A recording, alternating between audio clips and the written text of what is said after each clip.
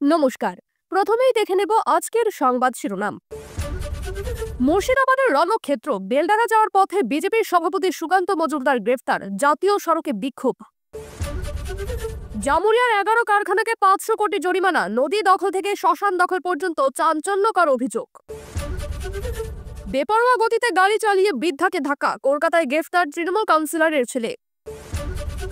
পূর্ব বর্ধমানের সরকারি জমিতে বেআইনি দোকান, তড়িঘড়ি কাজ বন্ধের নির্দেশ। 1,07,00,000 উপভোক্তা, বরাদ্দ 2900 কোটি, শীঘ্রই কৃষক বন্ধুর দ্বিতীয় দফার টাকা দেবে রাজ্য।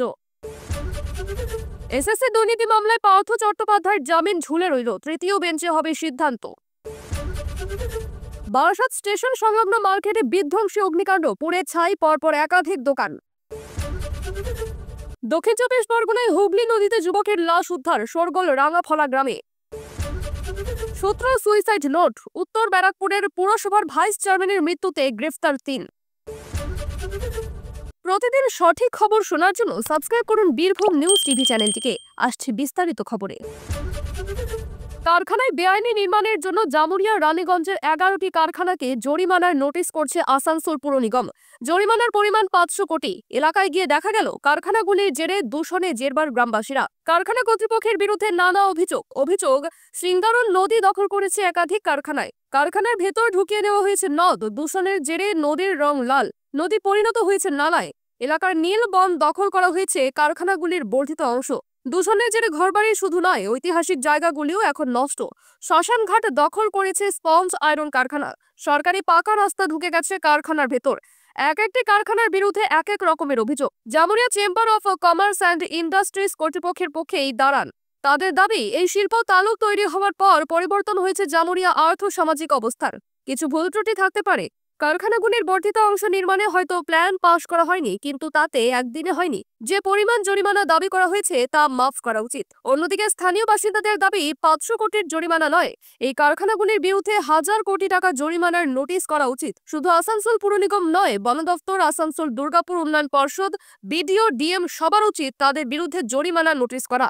জামুরিয়া চেম্বার ইন্ডাস্ট্রির সভাপতি জয়প্রকাশ দোকানিয়া জানান, জামুরিয়ায় এত কারখানা, সরকারি শিল্প তালুক ঘোষণা করার জন্য মুখ্যমন্ত্রীকে আবেদন করা হয়েছিল, তিনি সাড়া দেননি। এই এলাকায় এত শিল্প গড়ে উঠছে ঠিকই, কিন্তু এখানে ল্যান্ড ব্যাংক নেই।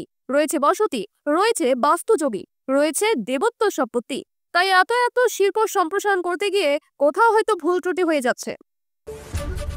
মুর্শিদাবাদের বেলডাঙ্গায় যাওয়ার পথে বিজেপির রাজ্য সভাপতি সুকান্ত মজুমদারকে আটক করল পুলিশ। এদিন নদিয়ার কৃষ্ণনগরের জাতীয় সড়কে সুকান্তর গাড়ি আটকায় পুলিশ। পুলিশের সঙ্গে বচসায় জড়িয়ে পড়েন বিজেপির রাজ্য সভাপতি। এরপরই বিশাল পুলিশ বাহিনী এসে সুকান্ত মজুমদার সহ বিজেপির কয়েকজন কর্মকর্তাকে আটক করে। প্রিজন ভ্যানে করে তাদের নিয়ে যাওয়া হয় কোতোয়ালি থানায়।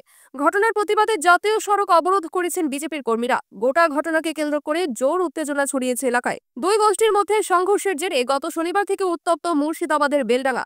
অশান্তি রুখতে মঙ্গলবার পর্যন্ত গোটা মুর্শিদাবাদ জেলায় ইন্টারনেট পরিষেবা বন্ধ রাখা হয়েছে।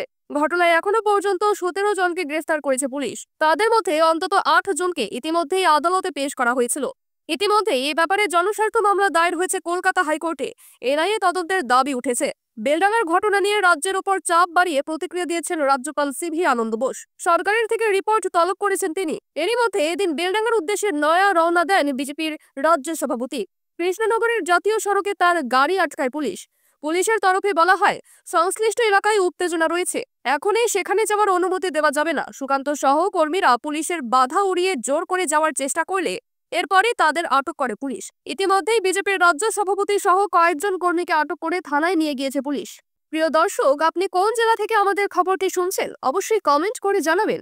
এবং আমরা আজ এই ভিডিওটায় 4000 লাইক এবং 3000 সাবস্ক্রাইবার টার্গেট করছি। অনেকেই আমাদের খবর শুনছেন কিন্তু সাবস্ক্রাইব করছেন না, ভুলে যাচ্ছেন। তাই এক্ষুনি সাবস্ক্রাইব করে নিন। ফিরে আসছি পরবর্তী খবরে। সরকারি জায়গাতেই তৈরি হয়ে গিয়েছে একের পর এক দোকান, কিন্তু এ নিয়ে নাকি কিছুই জানেন না ব্লক আধিকারিক। অভিযোগ জানালেন এলাকার লোকজন। তারপরেই তড়িঘড়ি প্রশাসনের পক্ষ থেকে জারি করা হলো কাজ বন্ধের নোটিশ। শোরগোল পূর্ব বর্ধমানের বর্ধমান 2 নম্বর ব্লকের বড়শোল বাস স্ট্যান্ড এলাকায়। এখানেই একের পর এক দোকান নির্মাণ নিয়ে উঠছে প্রশ্ন। অভিযোগ, স্থানীয় পঞ্চায়েত প্রধানই টাকার বিনিময়ে বেআইনিভাবে ওই ঘরগুলি পাইয়ে দিয়েছেন। এদিকে এই অভিযোগ ঘিরে শোরগোল শুরু হতেই মুখ খুলেছেন ব্লক আধিকারিকও। অভিযোগ প্রমাণিত হলে আইনানুগ ব্যবস্থা নেওয়ার কথাও বলেছেন তিনি। তথা বলেছে, বড়শুনের বাজেশালপুরের মৌজার অন্তর্গত বড়শুর বাসস্ট্যান্ড এলাকায় পশ্চিমবঙ্গ সরকারের কমিউনিটি ডেভেলপমেন্টের জায়গা হিসেবে রেকর্ড করা হয়েছে। এখানে একপাশে কঠিন তরল বর্জ্য প্রক্রিয়াকরণের জন্য সরকারি ব্যবস্থাপনাও গড়ে উঠেছে। অভিযোগ, এই জায়গায় পাঁচিলকে গায়েই একের পর এক দোকান গজিয়ে উঠেছে। দোকানের সংখ্যা 17। এই দোকানগুলির বৈধতা নিয়ে উঠছে প্রশ্ন, চলছে চাপানোতর। এদিকে কারা এই দোকান তৈরি করলেন, কিভাবেই বা রাতারাতি ওই জায়গায় বাইরের লোকজন কাজ করে ফেললেন, সেই সব কোনো প্রশ্নের উত্তরই নাকি নেই প্রশাসনের কাছে। ব্লক আধিকারিক দিব্যজ্যোতি দাস বলছেন, সরকারি কোনো প্রকল্পের অধীনে এই নির্মাণ করা হয়েছে কিনা জানা নেই। এলাকা থেকে অভিযোগ আসার পর আমরা নির্মাণ কাজ বন্ধ করার জন্য নোটিশ দিয়েছি। একই সঙ্গে যারা এই কাজ করেছেন, নির্মাণকারী সংস্থাকে ব্লকে যোগাযোগ করার জন্য বলা হয়েছে। ঘটনাকে কেন্দ্র করে এলাকায় রাজনৈতিক মহলেও শুরু হয়েছে চাপানোতর। স্থানীয় সূত্রে খবর, বড়শুর পঞ্চায়েতের প্রধান রমেশ চন্দ্র সরকারের তত্ত্বাবধানে গোটা কাজ হয়েছে। 1.5 লাখ থেকে 1,70,000 টাকার বিনিময়ে দোকান ঘরগুলি বন্টন করা হয়েছে। যদিও এ বিষয়ে প্রধানের সঙ্গে যোগাযোগ করা হলে তার কোনো প্রতিক্রিয়া মেলেনি। চাপানোতর তৈরি হয়েছে জেলা পরিষদেও। পূর্ব বর্ধমান জেলা পরিষদের সভাপতি শ্যামা প্রসন্ন লোহার জানান, সরকারি জায়গায় অনুমোদন ছাড়া নির্মাণ কোনোভাবেই বৈধ নয়। এ বিষয়ে খোঁজ নিয়ে দ্রুত ব্যবস্থা গ্রহণ করা হবে। অবৈধ প্রমাণিত হলে কঠোর ব্যবস্থা নেওয়া হবে বলেও জানিয়েছেন তিনি। এসএসসি দুর্নীতি মামলায় কলকাতা হাইকোর্ট থেকে পার্থ চট্টোপাধ্যায়ের জামিনের সিদ্ধান্ত ঝুলে রইল। পার্থ চট্টোপাধ্যায় সহ এই মামলায় বাকি অভিযুক্ত সুবীরেশ ভট্টাচার্য, কল্যাণময় গঙ্গোপাধ্যায়, এসপি সিনহা এবং অশোক সাহাদের জামিন নিয়ে মতভেদ ডিভিশন বেঞ্চের 2 বিচারপতির। জামিনের পক্ষে রায় দেন বিচারপতি অরিজিৎ বন্দ্যোপাধ্যায়ের। জামিন নাকচ করেন বিচারপতি অপূর্ব সিনহা রায়। তৃতীয় বেঞ্চের জামিন ভাগ্য নির্ধারণ হবে। তবে এই মামলায় অভিযুক্ত কৌশিক ঘোষ, সুব্রত সামন্ত রায়, সৎ রঞ্জন, আলী ইমামের জামিন মঞ্জুর করেছেন 2 বিচারপতি। তবে এসএসসি মামলায় জামিন পেলেও পার্থ চট্টোপাধ্যায়ের জেল মুক্তি ঘটবে না, কারণ প্রাথমিক নিয়োগ দুর্নীতি মামলাতেও কেন্দ্রীয় এজেন্সির হাতে গ্রেফতার হয়েছেন প্রাক্তন শিক্ষামন্ত্রী। তবে এদিনে ইডির হাতে গ্রেফতার হওয়া নিয়োগ দুর্নীতি মামলার অন্যতম অভিযুক্ত কুন্তল ঘোষকেও জামিন দিয়েছে হাইকোর্ট। তবে সিবিআইয়ের মামলায় গ্রেফতার হওয়ায় কুন্তলও জেল থেকে ছাড়া পাচ্ছেন না। পার্থ চট্টোপাধ্যায় সহ 9 অভিযুক্তেরই জামিন দেওয়ার পক্ষে ছিলেন বিচারপতি অরিজিৎ বন্দ্যোপাধ্যায়। কিন্তু পার্থ চট্টোপাধ্যায়, সুবীরেশ ভট্টাচার্য, অশোক সাহা, কল্যাণময় গঙ্গোপাধ্যায়, এসপি সিনহারা জামিন পেলে মামলা প্রভাবিত করতে পারেন বলে জামিনে আপত্তি জানান বিচারপতি অপূর্ব সিনহা রায়। 2 বিচারপতির মতভেদ হওয়ায় এবার প্রধান বিচারপতির ঠিক করে দেওয়া অন্য কোনো বেঞ্চ পার্থ চট্টোপাধ্যায়, সুবীরেশ ভট্টাচার্যদের জামিন নিয়ে চূড়ান্ত সিদ্ধান্ত নেবে। গাড়ি চালিয়ে এক বৃদ্ধাকে ধাক্কা দেওয়ার অভিযোগে গ্রেফতার হলেন কলকাতা পুরসভার তৃণমূল কাউন্সিলরের ছেলে। ধৃতের নাম শুদ্ধ সত্য বন্দ্যোপাধ্যায়। তিনি কলকাতা পুরসভার 99 ওয়ার্ডের তৃণমূল কাউন্সিলরের মিতালি বন্দ্যোপাধ্যায়ের ছেলে। পুলিশ সূত্রে খবর, এদিন দক্ষিণ কলকাতার বিবেকানন্দ পার্কের সামনে দিয়ে বেপরোয়া গতিতে গাড়ি চালিয়ে যাওয়ার সময় তারা সাহা নামে এক বৃদ্ধাকে ধাক্কা মারেন শুদ্ধ সত্য। দুর্ঘটনার পর ওই দুজনই আহত বৃদ্ধাকে এসএসকেএম হাসপাতালে নিয়ে যান।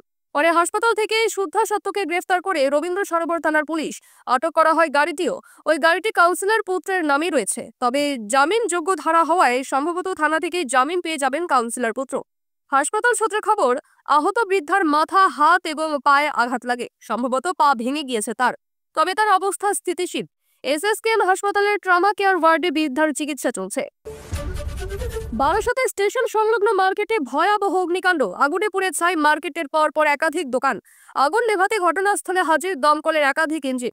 এই প্রতিবেদন লেখা পর্যন্ত এখনো পর্যন্ত আগুন পুরোপুরি নিয়ন্ত্রণে আসেনি। সূত্রের খবর, বুধবার বেলার দিকে আগুন লাগে বারাসাত স্টেশনের 12 নং রেলগেট সংলগ্ন মার্কেটে। পুড়ে ছাই কমপক্ষে 6টি কাপড়ের দোকান। হরিতলা এলাকায় অগ্নিকাণ্ডের খবর পেয়ে ঘটনাস্থলে পৌঁছেছে দমকলের 2টি ইঞ্জিন। দ্রুত শুরু হয় আগুন নেভানোর কাজ, কিন্তু দমকল পৌঁছানোর আগেই পুড়ে ছাই হয়ে যায় মার্কেটের একাধিক কাপড়ের দোকান। প্রত্যক্ষদর্শীদের দাবি, বারাসাত শিয়ালদহ শাখার স্টেশন সংলগ্ন 12 নম্বর রেলগেটের রেলের তারে শর্ট সার্কিট হয়। সেই আগুন ছিটকে হকার বাজারের কাপড়ের দোকানে এসে পড়ে, তাতেই আগুন লাগে। এরপর দ্রুত পরপর দোকানে ছড়িয়ে পড়ে। ঘটনায় কেউ আহত হননি, তবে ক্ষয়ক্ষতির পরিমাণ বিপুল। দিন কয়েক আগেই শহরে একাধিক জায়গায় অগ্নিকাণ্ডের ঘটনা ঘটেছে। চলতি সপ্তাহে সল্টলেকের সেক্টর 5-এ অগ্নিকাণ্ডের জেরে 5টি দোকান পুড়ে ছাই হয়ে যায়। আগুন লাগে অ্যাক্রোপলিস মলেও। কালিকাপুরের ঝুপড়িতে অগ্নিকাণ্ডের জেরেও ব্যাপক ক্ষয়ক্ষতি হয়েছিল। গুরুত্বপূর্ণ ঘোষণা করল নবান্ন। আসন্ন রবি মরশুমের শুরুতেই কৃষক বন্ধু প্রকল্পে 2য় দফার টাকা ছাড়তে চলেছে রাজ্য সরকার। নবান্ন সূত্রে জানা গিয়েছে, প্রায় 1,07,00,000 উপভোক্তাকে ওই বরাদ্দ ব্যাংক অ্যাকাউন্টে পাঠিয়ে দেওয়া হবে। তার জন্য ইতিমধ্যেই প্রায় 2,900 কোটি টাকা বরাদ্দ করা হয়েছে। এই মাসের শেষে এই অর্থ ছেড়ে দেবে রাজ্য দফতর। প্রসঙ্গত, কিছুদিন আগে বাংলা শস্য বীমা যোজনার আবেদনের মেয়াদও বাড়ানো হয়েছে। প্রাকৃতিক বিপর্যয়ে ক্ষতিগ্রস্ত কৃষকদের ক্ষতিপূরণ দেওয়ার প্রক্রিয়াও শুরু করে দিয়েছে রাজ্য। জানা গিয়েছে ইতিমধ্যেই খরিফ মরশুমের শুরুতে এই টাকা কৃষকদের দেওয়া হয়েছে। এবার রবি মরশুমের শুরুতেও দ্বিতীয় কিস্তির টাকা দেওয়া হবে কৃষকদের। ইতিমধ্যেই রাজ্যের অর্থ দফতর এই টাকা দেওয়ার বিষয়ে প্রস্তুতি নিয়েছে। এ নিয়ে মুখ্যমন্ত্রী মমতা বন্দ্যোপাধ্যায়ের অনুমোদনের অপেক্ষায় রয়েছে কৃষি দফতর। মুখ্যমন্ত্রীর নির্দেশ মতোই পরবর্তী পদক্ষেপ নেওয়া হবে। ওটা কি?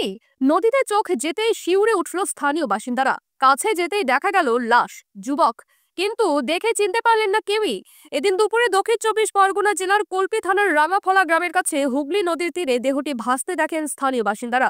মুহূর্তের মধ্যে গোটা গ্রামে চাউর হয়ে যায় খবর। রীতিমতো শোরগোল পড়ে যায়। খবর যায় পুলিশে। খবর পাওয়ার কিছু সময়ের মধ্যেই ঘটনাস্থলে যায় পুলিশ। কিছু সময়ের মধ্যেই দেহ উদ্ধার করে ময়না তদন্তের জন্য পাঠানো হয়। তার পরিচয় জানানোর চেষ্টা চলছে। একই সঙ্গে জিজ্ঞাসাবাদ চলছে এলাকাতেও। সূত্রের খবর, গত সোমবার বিকেলে ডায়মন্ড হারবারের কাছে লঞ্চ থেকে হুগলি নদীতে ঝাঁপ দিয়েছিল এক যুবক। তবে তারও কোনো নাম পরিচয় জানা যায়নি। ফলে এদিন ভেসে আসা দেহ সেই যুবকেরই কিনা তা খতিয়ে দেখছে পুলিশ। ঘটনা প্রসঙ্গে এলাকার এক বাসিন্দা বলেন, এদিন সকালে ওই ব্যক্তির দেহ নদীতে ভাসতে দেখা যায়।